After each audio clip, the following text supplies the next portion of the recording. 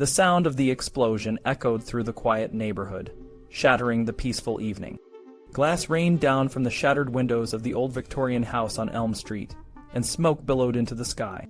People rushed out of their homes, eyes wide with shock and confusion. In the midst of the chaos, a figure emerged from the wreckage, covered in soot and dust, but strangely calm. It was Gary Tillery, a man who had seen more than his fair share of explosions and chaos during his time in Vietnam. But this wasn't a war zone. This was his home, the place he had returned to after years of service, the place where he had built a life as a writer and sculptor. Now, everything he had worked for was in ruins. Gary stood there, his mind racing. How could this have happened? Who would want to destroy his home, and why? The questions swirled in his head, but he couldn't focus.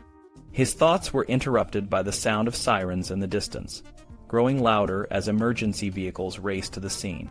As the fire department and police began to assess the damage, Gary's neighbors gathered around him, offering words of comfort and support. But Gary was in a daze, his mind drifting back to the past. He remembered the day he had first moved into this house, the day he had found the old, dusty books that would change his life forever. There, hidden in the attic, he had discovered a collection of rare and obscure texts. In Search of P.D. Ouspensky by Gary Lachman, Inspirations from Ancient Wisdom by J. Krishnamurti, The Secret Gateway, Modern Theosophy and the Ancient Wisdom Tradition by Edward Abdul, and The Transcendent Unity of Religions by Frithjof Schuon. These books had introduced him to a world of ancient wisdom and spiritual teachings that he had never known existed.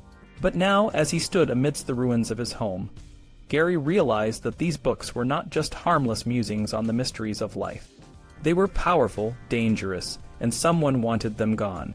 The explosion was no accident. It was a message, a warning.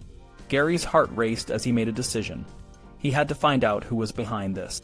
He had to protect the knowledge he had discovered, the knowledge that could change the world. But where to start?